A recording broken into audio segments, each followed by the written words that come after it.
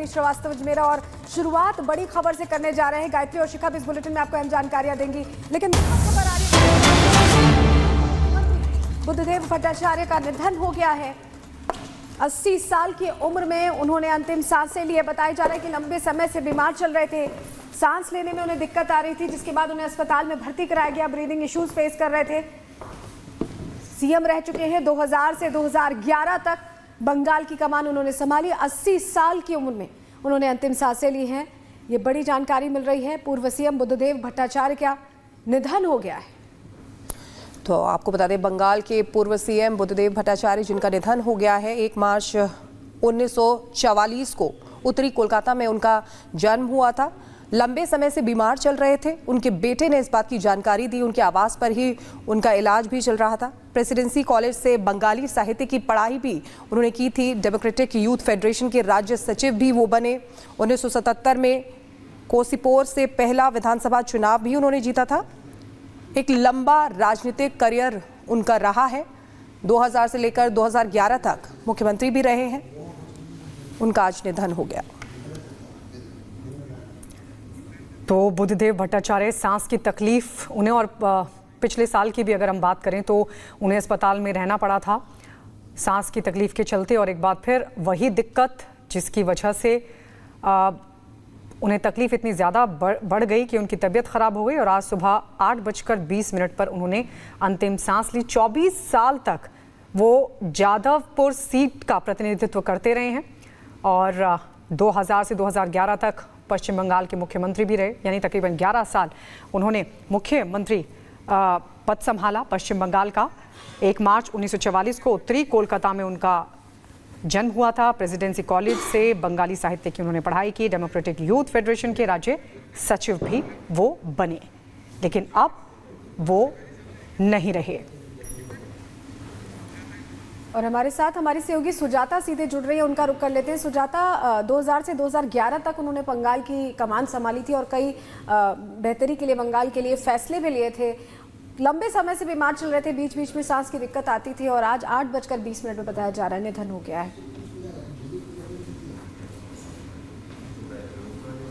बिल्कुल, देखिए, जो आधुनिक भारत की वामपंथी राजनीति है उसके महत्वपूर्ण पिलर्स में से एक रहे बुद्धदेव भट्टाचार्य जी। हालांकि लंबे समय से वो राजनीति में सक्रिय नहीं थे क्योंकि उम्र संबंधित कई परेशानियां उन्हें थी, लेकिन बावजूद इसके जिस तरह से वामपंथ को मजबूत किया गया, खासतौर पर पश्चिम बंगाल में, उसमें एक महत्वपूर्ण भूमिका रही। और उनका जो कामकाज का तरीका था, वामपंथी होने के बावजूद जिस तरह के सुधारवादी कदम उन्होंने उठाए, इसके लिए लगातार उन्हें याद किया जाता है। और बुद्धदेव भट्टाचार्य से लड़ कर ही ममता बनर्जी वो बनी आज जिसके लिए उन्हें जाना जाता है। और सबको जब हम जिक्र करते हैं तो सिंगूर की याद आती है कि किस तरह से सिंगूर के लिए योजनाएं जो बनाई थी बुद्धदेव भट्टाचार्य ने, और उसके बाद किस तरह से ममता बनर्जी ने आंदोलन किया और उसके बाद क्या हुआ। लेकिन आज के समय में एक महत्वपूर्ण, एक बहुत बड़ा नुकसान, वैचारिक रूप से एक बड़ा नुकसान हुआ है सीपीआईएम को बुद्धदेव भट्टाचार्य के जाने से।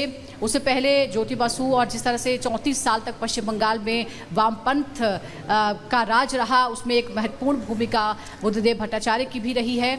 और अब फिलहाल आज ये जानकारी सामने आ रही है। और क्योंकि वैचारिक रूप से ही सही वो उनका मौजूद होना भी एक बड़ा संबल था। बिल्कुल सुजाता, एक लंबा राजनीतिक सफर रहा है। जिस तरीके से सीपीएम अपना जनाधार खो रही है, लगातार जनाधार खोती हुई सीपीएम के लिए ये कितना बड़ा झटका है?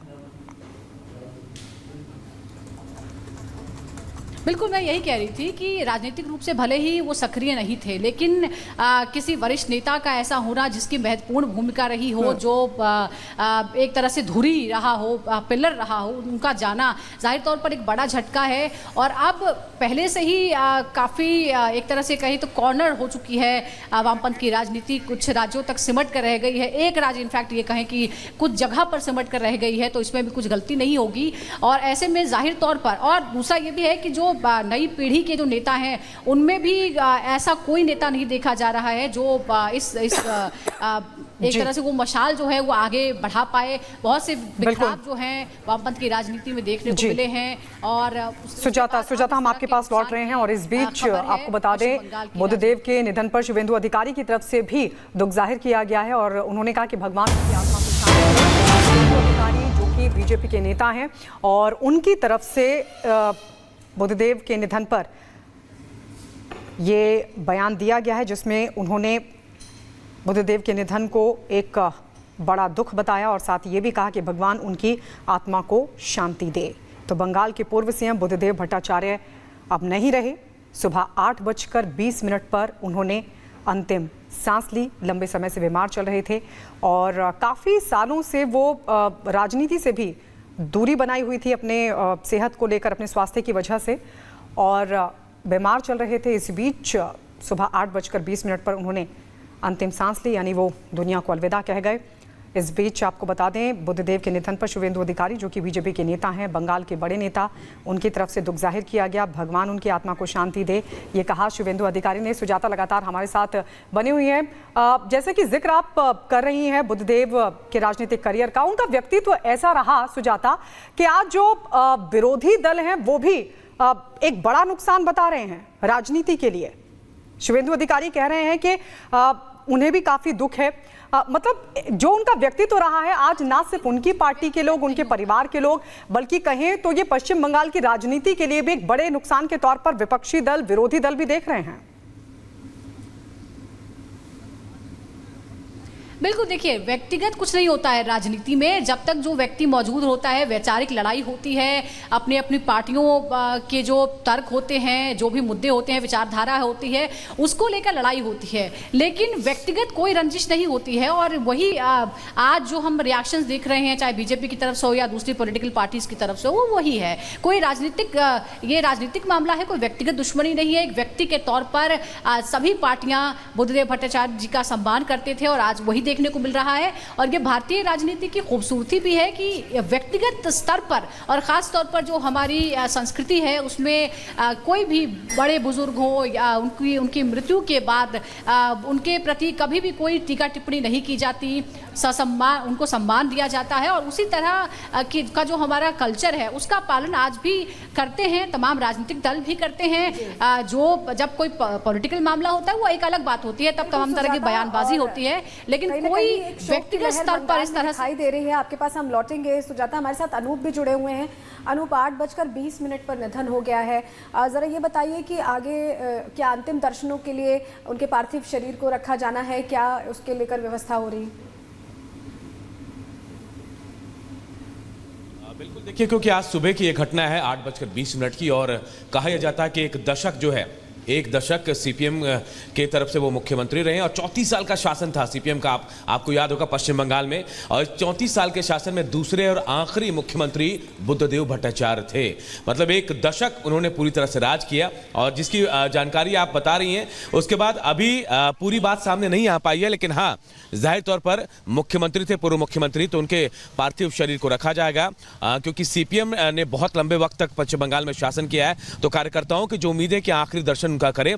थोड़ी देर बाद पूरी तस्वीर साफ हो जाएगी कि कब से समय दिया जाएगा, कब से कब तक उनके पार्थिव शरीर को रखा जाएगा आखिरी दर्शन के लिए। लेकिन उनका एक अलग कद था, बहुत बड़ा कद था। पोलित ब्यूरो के सदस्य भी थे और अभी कुछ दिनों से बहुत बीमार चल रहे थे। 80 साल की उम्र उनकी बताई जा रही है। पारिवारिक जीवन के बारे में बताया जा रहा है कि एक बेटी है उनकी, पत्नी है उनकी, और ये भी जानकारी मिली कि कुछ दिन पहले अस्पताल में उनको अलीपुरद्वार में भर्ती भी कराया गया। तो घर में ही बाद में इलाज चल रहा था उनका। लेकिन उनके देहांत के बाद एक बड़ा झटका, राजनीतिक जीवन को कह सकते हैं आप कि बड़ा सदमा है सीपीएम के लिए भी और पश्चिम बंगाल के लिए भी, क्योंकि पूर्व मुख्यमंत्री रहे हैं और एक लंबा कार्यकाल उन्होंने पश्चिम बंगाल में दिया है। 11 साल तक शासन किया और उसके बाद ही सीपीएम का धीरे धीरे कद गिरा था। उसके बाद सीपीएम सत्ता से हटी थी। लेकिन हाँ, बुद्धदेव भट्टाचार्य के बारे में कहा जाता है कि बहुत सुलझे हुए आदमी थे, लोगों की बातों को समझते थे, और सीपीएम को लेकर कहा जाता है कि एक आधार, पिलर, स्तंभ भी उनको माना जाता था। बिल्कुल अनूप, आप बता रहे हैं कि कितना उनका राजनीतिक करियर बहुत सशक्त रहा है। वहाँ पर मौजूद हैं जलपाईगुड़ी में, वहाँ पर जिस तरीके से उनका वर्चस्व रहा है, तो निश्चित तौर पर वहाँ के जो लोग हैं वो इस समय बहुत दुख में होंगे, गमगीन होंगे। अनूप, बिल्कुल, देखिए अभी बहुत ज़्यादा बातचीत तो हालांकि नहीं हो पाई और सीपीएम क्योंकि बहुत समय से सत्ता से बाहर है और ममता बनर्जी के साथ सरकार में इस वक्त ममता बनर्जी है, उनके टीएमसी है, तो अब धीरे धीरे लोग जुटेंगे। बहुत लोगों से बातचीत हमारी नहीं हो पाई है, लेकिन हाँ, जो लोग हैं सीपीएम के ज़्यादातर लोग जो होते हैं बड़े इंटेलेक्चुअल होते हैं, सब ज़्यादातर लोग ये कहते हैं और अब जो प्रतिक्रियाएं हैं वो धीरे धीरे सामने आएंगी। सीपीएम के लिए बहुत बड़ा झटका है, जो कार्यकर्ता एक बार फिर एकजुट होने की कोशिश कर रहे थे बुद्धदेव भट्टाचार्य के नाम लेकर या फिर उनके कदमों पर चलकर आगे, उनके लिए बहुत बड़ा झटका है और एक दुख की घड़ी तो है। सीपीएम के लिए सबसे बड़ा सदमा, सबसे बड़ा झटका है और अब जब लोग सामने आएंगे, जब अंतिम दर्शन होगा, उस समय आपको भी पता चलेगा कि लोग कितने दुखी हैं, कितना गहरा उनको सदमा लगा है बुद्धदेव भट्टाचार्य के निधन से। बिल्कुल, तो अनूप लगातार हमारे साथ बने हुए हैं। एक बार फिर अपने दर्शकों को बता दें कि बुद्धदेव भट्टाचार्य अब नहीं रहे। सुबह 8:20 पर उन्होंने अंतिम सांस ली है और इस बीच अब उनके पार्थिव शरीर को अंतिम दर्शनों के लिए भी रखा जाएगा। लेकिन आपको बता दें, बुद्धदेव के निधन पर अब रिएक्शंस भी सामने आने लगे हैं और शुभेंदु अधिकारी ने इसे गहरा दुख बताया। साथ ही भी कहा कि भगवान उनकी आत्मा बिल्कुल शांति दे। सुजाता भी लगातार हमारे साथ बनी। बिल्कुल, आप दोनों का बहुत बहुत शुक्रिया। लेकिन अब आगे बढ़ेंगे और बात करेंगे वक्फ बोर्ड के बारे में।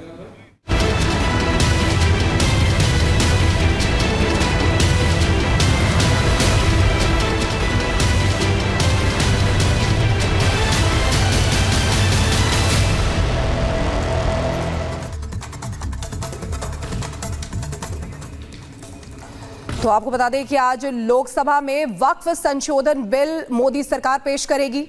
40 संशोधन के जरिए इस बिल में बड़े बदलाव भी देख सकते हैं। इससे पहले बिल को लेकर सियासत भी शुरू हो गई है। विपक्ष बिल के विरोध में मोर्चा खोल चुका है। कांग्रेस, समाजवादी पार्टी, ओवैसी सब विरोध में उतर आए हैं। वहीं सरकार की तरफ से यह दावा है कि इस बिल से वक्फ की मनमानी रुकेगी और कई महत्वपूर्ण बदलाव होंगे। सुजाता हमारे साथ सीधे ग्राउंड जीरो से जुड़ी हुई है, उनके पास जाना चाहेंगे। Sujata, over to you.